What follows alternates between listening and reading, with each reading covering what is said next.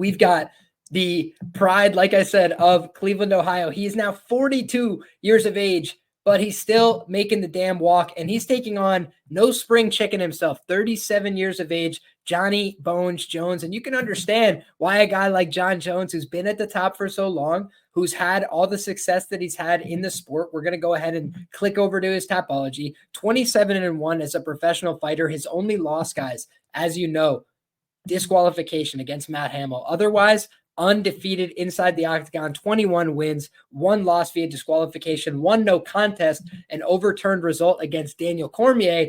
And I'll tell you guys, there's a difference between where your allegiances are and where your heart is and where your dollars go. And I did know that from a young age. One of the first memories I have of cashing a bet was on a Bovada, account that I used to have way back in the day. And I had Jon Jones as the last leg of a parlay against Daniel Cormier. Y'all might go back and do your mathematics. That was all the way back in 2017. So this is a guy who has not been supremely active, right, in the recent run of his UFC career. We go and look here. July 29th, 2017. That's a day that lives in infamy, guys. He knocked down Daniel Cormier. He finished him. But then what we saw is that, that was the beginning of the end for Jon Jones in terms of him staying active in the UFC, right? He has the problems with Daniel Cormier several times over in those booked fights. Then he has a fight with Daniel Cormier, wins it. Then he gets stripped of the belt, right? He tests positive for a banned substance, overturned to a no contest. When he returned to take on Alexander Gustafsson, simply a dominant performance, right? He absolutely owned Gustafsson, took him to the ground, beat him up. Frankly, it wasn't a very competitive fight. The first time they fought, extremely competitive. The second time they fought, not at all competitive. So this guy, Jon Jones, makes reads, makes adjustments over time. And if he gets 2 cracks at you, it's a very difficult guy to imagine beating. He's extremely competitive. He's a guy that has skills in all areas. You look at what makes Jon Jones special. Let's go ahead and glance at that UFC resume. That, of course, was just his overall MMA resume, but he's been in the UFC so long. We'll just take this as gospel, right? 10 wins by knockout, 7 wins by submission, 10 wins by decision. So he's a guy who's proven himself to be very well-rounded over time, and he's continued to work on different aspects of his game. He comes in with a wrestling background. As you guys know, New York boy is going to teach you how to wrestle once again. Jon Jones, the absolute purveyor of that. He went out there and took down Daniel Cormier, an Olympian, a guy who's got a great credential himself. He was able to out-wrestle him. What we've seen is over time, Jon Jones has morphed from a wrestler, from a guy who was a specialist, so to speak, a guy who could take you down, dominate on the ground with his heavy ground and pound, with his ability to submit folks. And then he's transitioned into a guy who leans on his striking more often than not. Obviously, we saw against Ciryl Gane, he went out there and absolutely took that guy to the ground, took him to school. And you understand why, right? Ciryl Gane, he's going leg lock for leg lock with Francis Ngannou. The guy's just not as competent as a guy like Jon Jones on the ground, not as experienced at all. Meanwhile, you look at a guy like Dominic Reyes, took him to a very close, competitive, albeit unanimous decision. That was the fight that everybody was up in arms about. Jon Jones didn't win that fight. Dominic Reyes won that fight. And I'll be honest with you guys, even from that time, I thought it was close. I thought it could have went either way. But I truthfully thought that Jon Jones probably won that Reyes fight 48-47. I thought that the eye-catching moments were early. I thought they were for Reyes, but I just thought Jon Jones did enough, and he took over enough over the course of the fight. I thought he did win the later rounds in that contest. But when you look at it, it was close. It was competitive. It wasn't the kind of dominance that you expect from Jon Bones Jones. Then if you look at the Thiago Santos fight, that's the fight that's a little alarming to me, because I thought Jon did lose that fight at the time. It was a split decision. It's the only time a judge has ever scored a fight against Jon Jones was against Thiago Santos.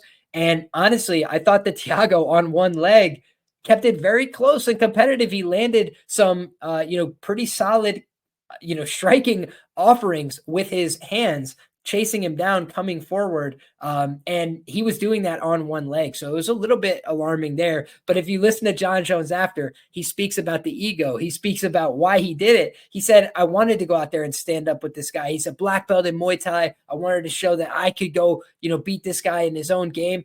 If you've watched Jon Jones's career, you know that DC, he prided himself on taking down DC, on showing him that my wrestling's as good as your wrestling. Our guy Vitor Belfort almost broke his arm, right? He had him in all sorts of trouble with that armbar. And so what does Jon do? Not only does he defend the armbar, but then he comes back a few rounds later to take Vitor's arm home with him. Jon is that kind of guy. And when you look at how he, approaches most of his opponents, he's trying to outdo them where they're good. You look back, a guy like Glover Teixeira, another guy who was known for his stand-up at the time, another guy who was known for using his clinch game, being very powerful inside there. Jon Jones instantly off the rip takes an overhook, wrenches it upwards, ruins the guy's shoulder, maybe permanently, and then continues to beat on him about the head, neck, and chest and throw him around in the clinch and dominate him.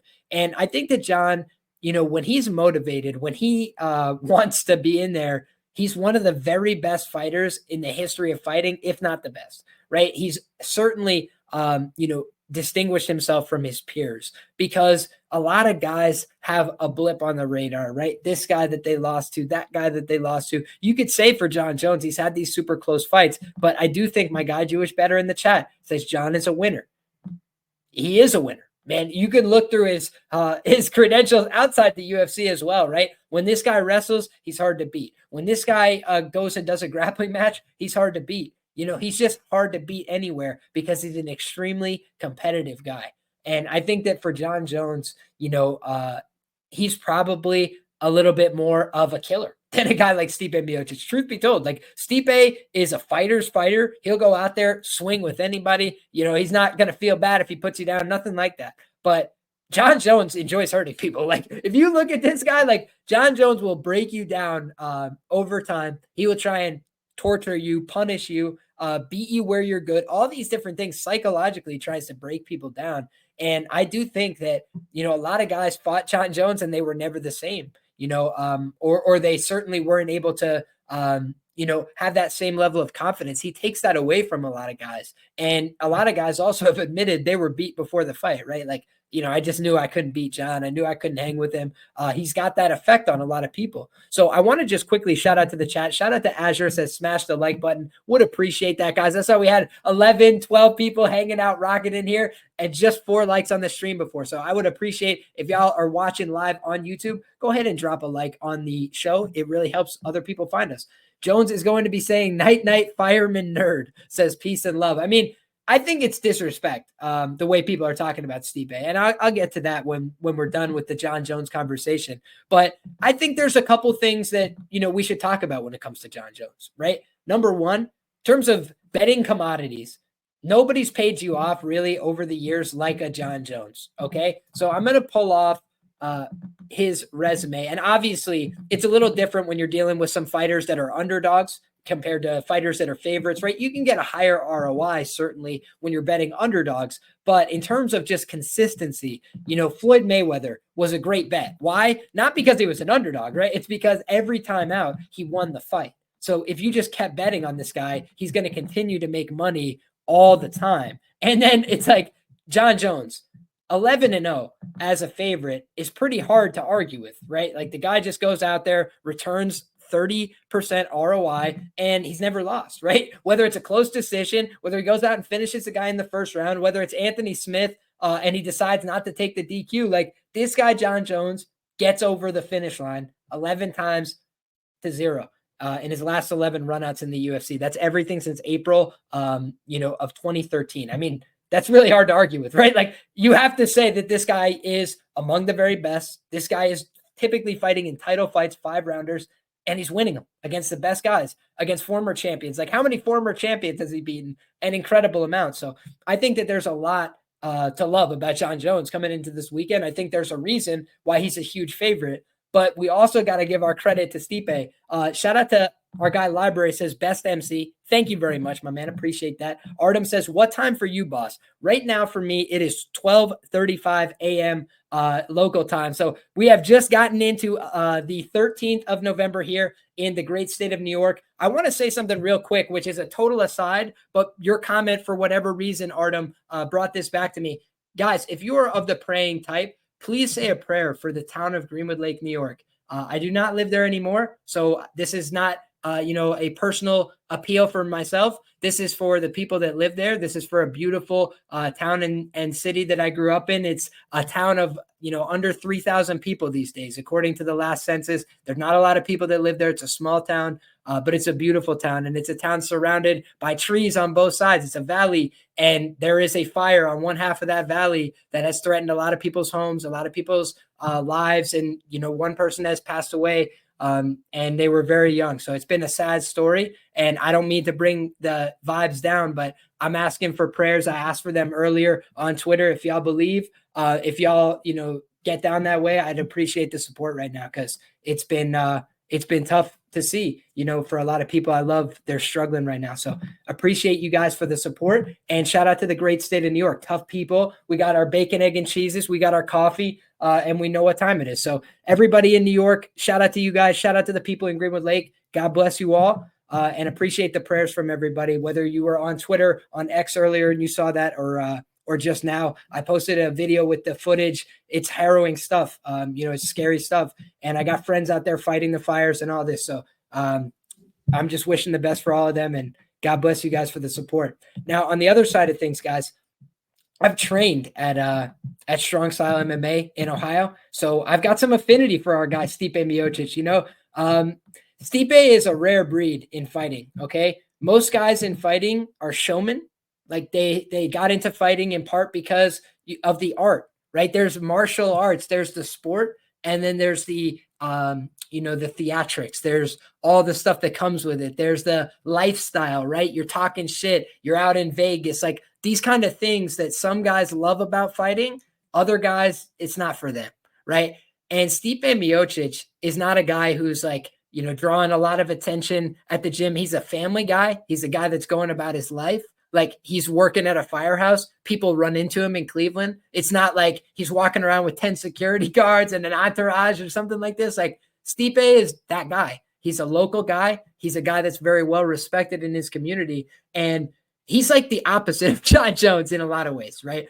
Because Jon gets a ton of credit and respect that he deserves, but also he gets, a lot of his flaws kind of whitewashed away. Right. Which is what happens, right? Your talent is directly attributable to what you're able to get away with in life, right? Just look at the NFL or any of these other things. If you make a mistake and you're on the practice squad, you're gone, right? You sleep at the meeting and you're a third stringer. You don't have a job the next morning. Whereas if Tom Brady is asleep at the meeting, they're like, hey, Tom, can we get you a pillow? Is there anything else we can do for you? Because he's the best guy in the room. So it's a little bit different when you're Jon Jones and you're the best fighter of all time. You can go ahead and make 10 mistakes, 15 mistakes, and people will wash them away.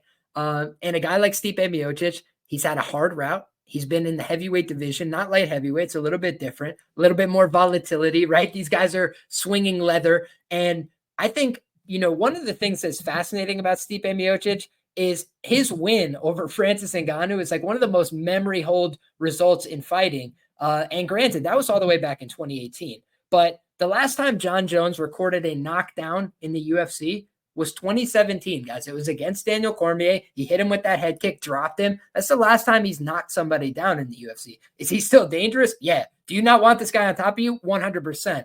But when you just look, how is he going to get on top? He'd have to wrestle, in my view, because it's very rare that a guy like Stipe gets hurt, buzzed, dropped. It's not impossible, right? I wouldn't rule it out. Jon Jones is still that guy, but he's not been a guy historically who's known for like one stop, hitting power on the feet, right? Hit you with a big shot and you go down. That's kind of rare. He's got head kicks. That's how he put down DC. And he's got heavy ground and pound. That's how he gets a lot of guys out of there on the mat, right? TKO, elbows to the face. Like Jon is brutal with his ground and pound, way ahead of his time. But when you look at, a guy like Stipe, he's typically out there competing pretty well chin for chin with these guys, right? He got clipped by Stefan Struve back in the day. Obviously, that's really not a great look. But if we go back, let's just see when that was.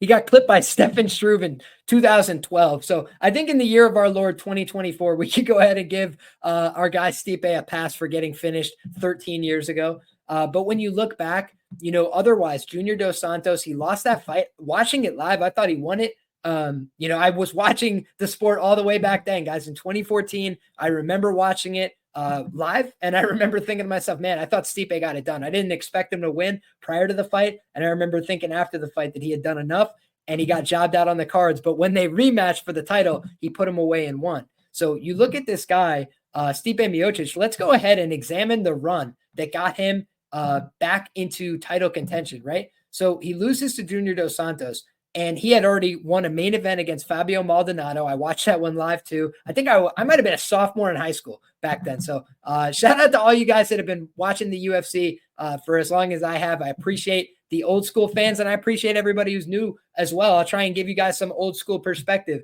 And maybe 2014 isn't old school for some people, right? There's a huge variety among fight fans, but a lot of times the turnover among fans is very quick, guys. And there's been a lot of people that have come and gone from the fight game in the time that I've been here watching and loving it all. So appreciate it. Looking at this, we've got Mark Hunt, round 5 TKO. I mean, that was brutal, guys. That should have been stopped so much earlier. And it was not, right? They did not stop, that fight with Mark Hunt until it was well too late. He got beat up in that spot. Andre Arlovski gets put away and won. Fabricio Verdum for the title in Brazil. He got reckless, right? No doubt about it. He made some mistakes there, but Stipe Miocic just capitalized, right? And he stayed within himself, backing up, drops the guy. And he had one of the most humble, I don't even know what the word is, endearing, right? Reactions to winning the title. He drops the guy, he jumps over the cage, he looks at his coach and he says, "I'm the world champ." He's like trying to rationalize it. And it was a great moment. It was awesome. Fabricio Verdum, guys, let's talk about it, right? Because I've been here for all these fights as they happen. Fabricio Verdum at the time was considered the best. Why? He had beaten Cain Velasquez. He submitted Cain Velasquez, right? He had done all these things. He had submitted Fedor. What can't this man do? Knocked out Mark Hunt, jumping knee to the head. And then against this guy, he got reckless. And you know what else he got? He was getting antsy, right? Like he couldn't touch Stipe too clean. He wanted to get after him. He wanted to chase him down. He wanted to put something on him. Stipe landed, and then he got pissed, and he chased him down. He chased him down with ego, with arrogance, and then Stipe went and hit him with a very, what looked to be just a reactive, retreating shot, and he absolutely face planted him because it's the heavyweight division, right? And we also got to remember the fine margins that we're playing with. You make a mistake at heavyweight, it's not like some of these other weight classes where you might get 15 chances. And here's the other thing that's crazy about Stipe. And I posted this video. It's gone, viral by my standards on Twitter. And it's this video of Stipe against Alistair Overeem. And I said, if he did this to Jon Jones, he would overnight become the king of Ohio, right? And I know everybody in my reply is telling me it's LeBron James. LeBron James lives in Los Angeles, okay? He's playing with the purple and gold of the Los Angeles Lakers. He left Cleveland, and that's that. We still love and respect our guy LeBron, of course. But when we're talking about the guy who broke the Cleveland curse, his name was Stipe Miocic. He lived in the city. He trained in the city. He's still in the city, okay? And he used to walk out to the MGK, song, like, this city, my city. And Stipe Miocic has always put on for Cleveland. He gets dropped by Alistair Overeem in front of his home fans in Cleveland. Everything looks like it's about to go sideways. Alistair Overeem, who, by the way, has more submissions on his record by double than Jon Jones, which people won't believe if they haven't been watching the sport for a long time, submitted Vitor Belfort before Jon Jones did. All these things that you want to go through. Like Alistair Overeem's guillotine was money for a certain time. And he went for that guillotine against Stipe. And Stipe did the right things defensively, passed the guard, stood back up, and then chased him around the octagon, pushed him over, fell on top of him, and killed him. And when you look, I think that a guy like Stipe is a old school, classic, workman-like fighter. There's nothing he does that's super pretty, but he is a tough guy to beat. And that is why he has gotten all these world titles at his house at home, because he's just working man-like confidence. He says, I'm going to go out there. I'm the same old guy. I'm going to go out there and compete. He doesn't get too big for the game. He doesn't overthink it. He just goes out there to try his best. And that's been pretty darn good, right? Francis Ngannou. Why did he lose to Stipe Miocic the first time they fought? I picked Stipe the first time they fought. I picked Francis in the rematch. I have on my betmma.tips, which we will look at later, I have Francis Ngannou round 2 knockout against Stipe in the rematch at plus 650. So when you look back, I've had a decent enough read on the Stipe Miocic, where he's at type of deal. what's interesting to me is the first fight with Francis. You had a guy in Francis Ngannou who's already got the championship in his mind. He's back and forth to France. He's like taking flights the week of the fight, and everybody's blowing smoke up his ass, telling him how great he is. And that's not a great position to be in, right? Because he was, high on his own supply. He's feeling like I got it all figured out. And he went out there and he tried to kill Stipe in the first round, and he nearly did, right? Stipe's moving, ducking, dipping, dodging. His face is bleeding, but he just didn't get put away. He hung in there, stayed tough. And then what happened the rest of the fight? Stipe kind of whooped his ass, right? Like made him tired and made him miss and out hustled him and outworked him. That's a lot harder to imagine against Jon Jones, but Francis Ngannou at the time was the top heavyweight in the world, right? The number one guy, the guy that Dana and crew were all picking to beat Stipe. They didn't love Stipe. Why? Because Stipe doesn't care about going to promote your fights. And he's not going to say anything really interesting in an interview. And he does talk like he's kind of got gravel in his mouth. But when you look at what he does in the cage, he's been a world champion time over time. And Junior Dos Santos was a champion. Francis Ngannou was a champion. Alistair Overeem was a champion. Fabricio Verdum was a champion. Andre Arlovski was a champion. Mark Hunt fought for an interim title. He put them all away.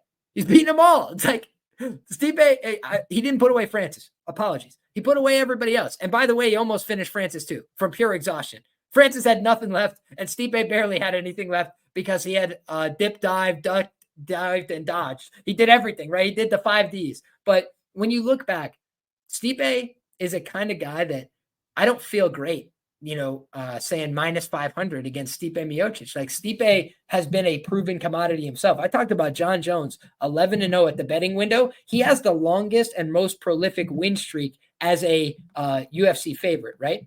But now let's go ahead and talk about something else, guys. Let's talk about Stipe Miocic as an underdog, 5-2 for a 92.3% ROI. This guy has the highest ROI of any betting trend on the card. So you got 6 of one, you got half dozen of another, right? I got Jon Jones, never lost, 11-0, keeps going out there and winning. And then I've got Stipe Miocic, when he's been an underdog, when he's been counted out of these fights, he's won them more often than not. He's produced. He's made you a shit ton of money. And at 42 years of age, the question is, has the ship sailed, right? Is it already over? Is it too late? Have I missed the boat? And the answer may be yes. But for me, again, when I'm trying to rationalize, how does Jon Jones cover the price? I think there is a world in which he covers the price. How does he do it? For me, it's pretty straightforward. He takes down Stipe Miocic and he finishes him in the first round. If we see kind of what Daniel Cormier was able to do against Stipe, pick him up over one shoulder, kind of walk him around the octagon a little bit, we definitely know that Jon can take him down. The question for me is, can Jon easily pass his guard, dominate him on the ground, prevent him from getting back up? And can he do it over a sustained period of time if he doesn't finish him by taking him down once? The thing that's tricky about Jon Jones is when he does get on top of people, he is one of the best in the sport with the ground and pound. He is one of these guys that has lethal elbows. He's got the ability to drop punches from the full guard and close the show. So I think that we've seen, Jon Jones, one of the most prolific and effective fighters in the history of the sport. But not 85, 90% against, a guy that 2 years ago, everybody would have said consensus was the best UFC heavyweight. It is a little bit jarring. Now, the other thing I will note is a book that I read early on in my gambling career, The Logic of Sports Betting, talked about when you have unknowns, typically it will push the market closer to 50-50. We've got a 37-year-old and a 42-year-old. In an ideal world, those guys are both probably a little bit past prime. So you say to yourself, we got 2 guys that are a little bit past their prime. They're fighting in the heavyweight division. We've got a huge sample size of Stipe at heavyweight, albeit a little bit longer ago. And we've got a very small sample size of Jon Jones at heavyweight. So there's not a ton of data to go off of. And then here's the other part. These guys have both been somewhat inactive over the last few years. I would say that the Cormier performances from Stipe Miocic were very, very good.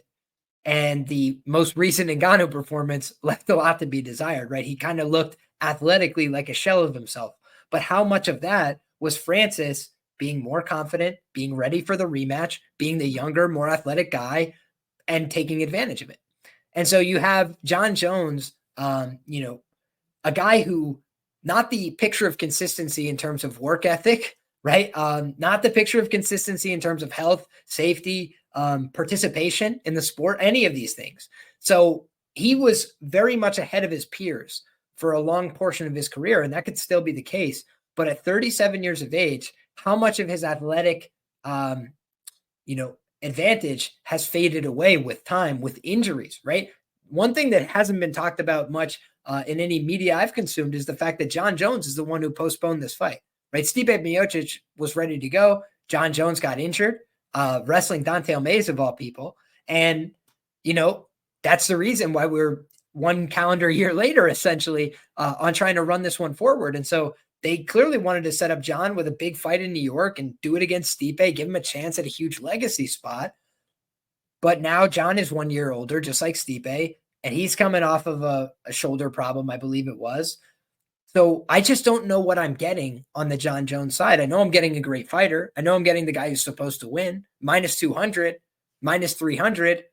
Okay, 70%. Like, you could get me to certain indications where I don't feel like it's jarring, but I do think plus 500 Stipe Miocic, like if the guy is not completely physically shot, then I do think he's going to probably compete closer than that. Jon definitely has the upside when the fight's on the ground. When the fight's on the feet, I would give Jon, 60 to 70%. I can't make him a massive favorite, I don't think, over Stipe on the feet.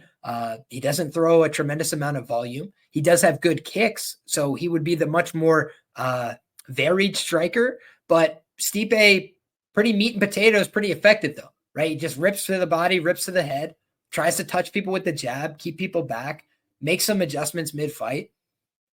It just doesn't seem to me like if this is a fight that plays out for longer than 10 minutes, it's a blowout. And maybe I'm wrong about that fact, but that's kind of how I see it. Bailey says Jon Jones in round 1 or 2, minus 160. That's certainly a way to buy down off that minus 500, right? And I think that if he's covering his favorite price tag, that's probably what happens. For me, I like to see Jones chipping away and eventually killing the leg, getting a finish as early as round 3. I can understand where you're coming from. What's good, Liam? Between Bones and Stipe, nearly 2,000 days between fights together. That's a great note. JP, Sawbuck MMA. Shout out to you, my man. Great stuff. Always appreciate the breakdowns. Loquacious. I appreciate you, my man. Thank you, Cole. Question is, how well does Stipe do in the clinch, especially if he had Jones held up against the cage? I think that's an interesting question. People do forget Stipe is a former college wrestler, former college baseball player. He's a good athlete in his own right. How much is he working on that in the training room? I do wonder, because he's worked a lot on, using his distance, using his boxing. He's very competitive at those ranges with most guys in the heavyweight division. But Jon Jones is also interesting with the hand traps. He kind of forces guys to clinch up a little bit. I think I favor Jones in the clinch, but I do think Stipe can compete there. And I think that's a great question, Matlock. That's something I'm going to focus on in my tape study as well. Our guy, Tristan, says heavyweight is a different animal, 100%. Big risk. Shout out to the firemen and women putting out the flames in New York. Thank you for that. Sending love from Nassau County. Shout out to you, D-Cot. My guy says the writers would never let Jon Jones lose here. Who knows, man? If Stipe lands clean, the arena lights will shut off. That sounds about right. Thank you guys very much for all the prayers and the kind words, guys. If Stipe can close the gap and press Jones against the cage, clinch breaks are going to be massive for Stipe. Yeah, I mean, Stipe does have real sneaky power. I think DC kind of underrated him because he knocked him out in the first fight. But if you guys go back and watch, he had just fought Francis Ngannou. Then he fights DC, and DC hit him with like a big clinch breaking right hand. And then in the rematch, there was not many opportunities for that. And Stipe made him pay, man. Put him down, did a dance over his grave. That was one of the cooler moments. I'm a DC fan, but that was a cool moment because he was disrespecting Stipe a little bit. He got humbled. Let's see what's next. Greenbelt Warrior says, Stipe has shown the ability to make in-fight adjustments. Agreed. Heavyweight division used to have prestige. It makes me sad as an MMA fan now. we still have some interesting guys in the pipeline. But yeah, I agree. It's been a little bit down for the heavyweights. Having Jon Jones is cool, but the inactivity is always tough, right? No matter who they are, no matter how good they are, when they're inactive, it becomes really difficult. I swapped from X to YouTube. I put some money on Stipe. Hey, best of luck to you. I think that if I was to get involved right now with a money line side, it would have to be Stipe Miocic or pass. Shout out to Joey Diaz. The immigrant mentality is coming back in full force. And I do think that Stipe feels that he's being a little bit counted out and disrespected in this spot. He's probably ready to walk off into the sunset if he loses here, but I think he's going to try and go out in a blaze of glory. I don't think that Stipe is the kind of guy to lay down for anybody. So for me, fun fight, competitive scrap, have a lot of tape still to do to feel great about, my analysis on this fight card. One thing I do want to shout out is the last time that we had a Jon Jones fight card, again, it's been a little while, right? But I picked every fight on the card correctly, except for one. And the fight that I got wrong there was, I think, Cody Garbrandt and Trevin 5-Star Jones, if my memory serves. But we picked Alexa Grasso. We picked Jon Jones over Ciryl Gane when Gane was a popular underdog that week. So I feel pretty good about how my analysis has been over time on these fighters.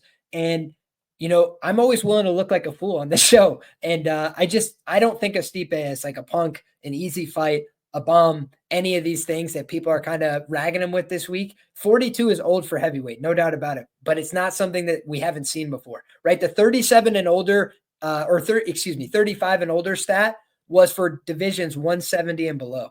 Over those divisions, we've kind of seen some people have a little bit more success later in their career. Randy Couture, an example that comes to mind. But I think that you have to favor Jon Jones here, right? Like, shout out to Matlock. I don't favor Stipe to win overall, but the odds are too tempting.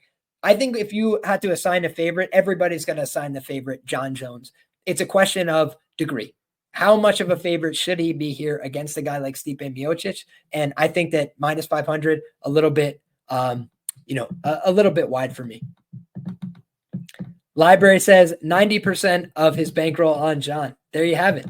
The King of New York, Jon Bones Jones, coming back once again. Final homecoming for the King. It's very possible. Dana White does absolutely slob him at every opportunity. So if he has to bribe a judge, if he has to, get in there and kill Stipe himself, he might just do that.